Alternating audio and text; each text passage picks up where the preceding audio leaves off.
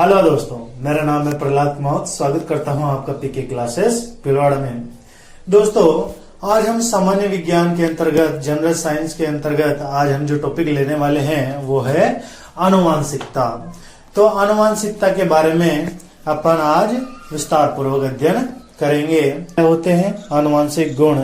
जैसे कि कभी मान लो कि माता के मम्मी के जो बाल जो होते हैं वो येलो कलर के होते हैं, मतलब हल्के से भूरे कलर के हो सकते हैं, पीले कलर के हो सकते हैं।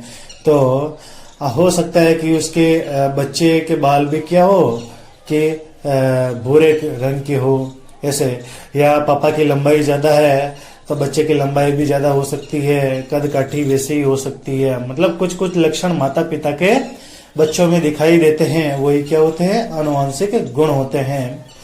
अब ग्रेगर जॉन मेंडल, जो कि आनुवांशिकता के जनक कहे जाते हैं, उन्होंने सोचा कि भैया ये आनुवांशिक गुण एक पीढ़ी में तो अपन को नजर आते हैं। मतलब माता पिता को देखकर हम बता सकते हैं कि हाँ, उसकी बच्चे की शक्ल उसके माता पिता से मिलती जुलती, या कुछ गुण माता पिता से मिलते जुलते हैं।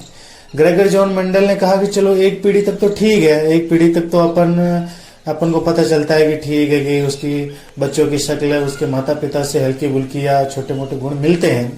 लेकिन क्या यही गुण दूसरी पीढ़ी में, तीसरी पीढ़ी में या चौथी पीढ़ी में मिलते हैं या नहीं मिलते हैं? इसका अध्ययन किसने किया? ग्रेगर जॉन मेंडल ने किया।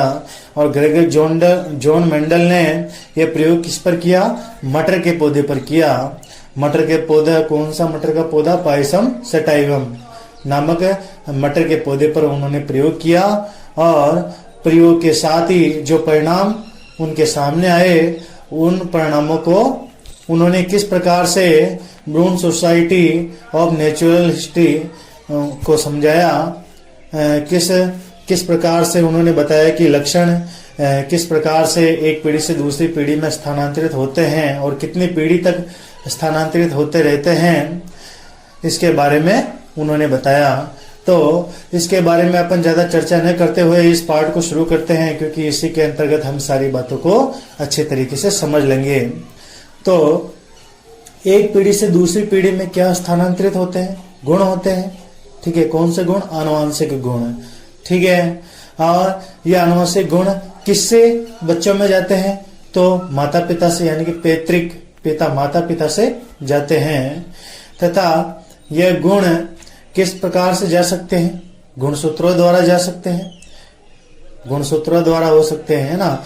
गुण, ये कभी कंफ्यूज नहीं होना आपको कि गुणसूत्र जीन या डीएनए ये अलग अलग नहीं होते हैं। जो गुणसूत्र जो होते हैं, गुणसूत्र पर ही जीन पाए जाते हैं, और जीन किससे बनते हैं? डीएनए से बनते हैं। ये ध्यान रखेंगे आप, है ना।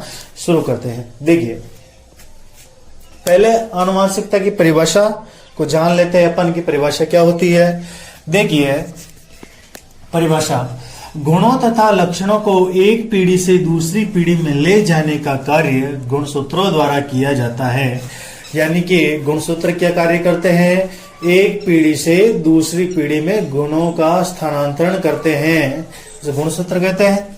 गुणसूत्रों द्वारा लक्षणों को अगली पीढ़ी में ले जाने का अध्ययन जिस शाखा में किया जाता है उसे आनुवांशिकता कहते हैं। यानी कि गुण, माता पिता के गुण, माता पिता के कुछ गुण उसकी संतति में जाते हैं। इस प्रकार का अध्ययन जिस शाखा में किया जाता है उस शाखा को क्या कहते हैं? आनुवांशिकता कहते हैं। साधारण सी भाषा होगी। ठीक है, देखिए, आनुवांशिकता का जनक किसे कहते हैं? Gregor John Mendel. Gregor John Mendel को आनुवांशिकता का जनक कहा जाता है। और इनका जन्म 1822 और मृत्यु 1865 ईस्वी में हो गई। देखिए, आनुवांशिकता के जनक ग्रेगर जॉन मेंडल। लेकिन आधुनिक आनुवांशिकता के जनक किसे कहा जाता है? तो किसे कहा जाता है? मॉर्गन को कहा जाता है। ये अपन नोट करके रखेंगे, आप ध्यान रखना, है ना। देखिए, मेंडल के बारे में भी कुछ सामान्य जानकारी पूछ ली जाती है परीक्षा के अंतर्गत, तो मेंडल का परिचय भी देख लेते हैं अपन कि मेंडल का जन्म 1822 में ऑस्ट्रिया में हुआ। यह चर्च के पादरी थे। उन्होंने मटर के पौधे पर, मटर के पौधे का नाम क्या था? पायसम सेटाइवम। ठीक है, यानी कि मटर के पौधे पर आनुवंशिकता के प्रयोग किए तथा अपने प्रयोगों के निष्कर्ष को brown society of natural history में समझाने का प्रयास किया।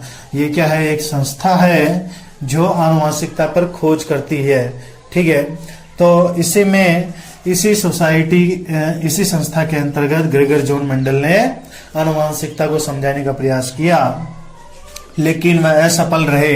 यानी कि लेकिन किसी ने भी ग्रेगर जॉन मेंडल की बात को नहीं मानने का मतलब तो वो ठीक है, मान सकते थे, लेकिन समझाने का तरीका उनका अच्छा नहीं था, यानी सही तरीके से नहीं समझा पाए, इस कारण से वो असफल हो गए। इनकी मृत्यु के 35 वर्ष बाद सन 1900 में ह्यूगोंडी ब्रिज, एरिक सेरमक और कार्ल लॉरेंस द्वारा इनके प्रयोगों का अध्ययन किया गया, जिसके बाद मेंडल को आनुवंशिकता का जनक माना गया। देखिए, ग्रेगर जॉन मेंडल ने किस मटर के पौधे पर आनुवंशिकता के प्रयोग किए? तो पायसम सेटाइवम।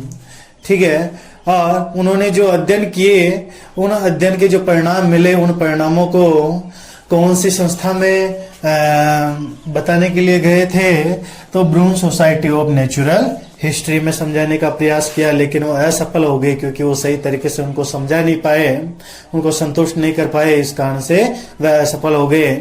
और फिर उनकी मृत्यु कब हो गई थी? उनकी मृत्यु हो गई थी 1865 ईस्वी में। वो अपने साधारण मारवाड़ी भाषा में, मेवाड़ी भाषा में बोलते हैं कि जैसे कॉमेडी है कि कोई व्यक्ति बोलता है कि जब तक जिंदा हूं जब तक बात कर लिया करो यारो, नहीं तो मरने के बाद अगर मैंने आपसे बात की तो भोपा ढूंढता फिरेला, है ना? वही बात होती है कि बेचारा मर गया जो मर गया, और 3 जनों को टेंशन देके गया। वो 3 जने कौन से थे बेचारे? एक तो कौन था?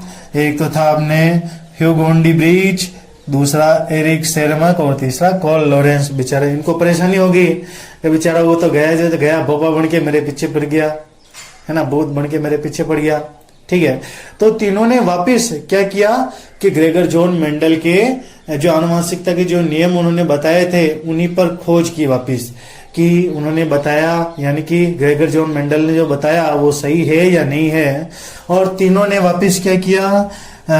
उसके प्रयोग को वापिस किया, और उन्होंने पाया कि ग्रेगर जॉन मेंडल ने जो कहा वो बिल्कुल सही था। इस कारण से उन्होंने सही तरीके से, यानी कि तीनों वैज्ञानिकों ने मिलकर सही तरीके से brown society of natural history को अच्छी तरीके से संस्था को अच्छी तरीके से समझाया कि ग्रेगर जॉन मेंडल ने जो आनुवंशिकता के नियम उन निष्कर्षों को जो अपने सामने रखा वो बिल्कुल सही थे। इसके बाद इस संस्था ने क्या किया कि ग्रेगर जॉन मेंडल को आनुवंशिकता का जनक मान लिया। ठीक है, तो ये हो गया ग्रेगर जॉन मेंडल के बारे में सामान्य जानकारी। इसके आगे के बारे में अपन पढ़ेंगे कि ग्रेगर जॉन मेंडल ने कितने नियम दिए? 3 नियम दिए थे। 3 नियम कौन कौन से हैं तथा किस प्रकार से जो आनुवंशिक गुण होते हैं एक पीढ़ी से दूसरी पीढ़ी में स्थानांतरित होते हैं और कितनी पीढ़ी तक स्थानांतरित होते रहते हैं, ये अपन पढ़ेंगे अगले पार्ट में। जब तक जय हिंद, जय भारत।